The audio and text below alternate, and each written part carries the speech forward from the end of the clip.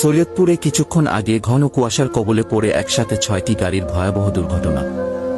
আজ সকালে সৈয়দপুর রংপুর রোডের কলাবাগান রানু এগ্রোর সামনে 2টি বাস, 2টি ট্রাক, একটি পিকআপ এবং একটি ড্রাম ট্রাকের একই সাথে সংঘর্ষে অনেকে আহত হয়েছে। দুর্ঘটনাটি ঘন কুয়াশার কারণে ঘটেছে। ভিডিওটি পাঠিয়েছে নূর আমিন ইসলাম।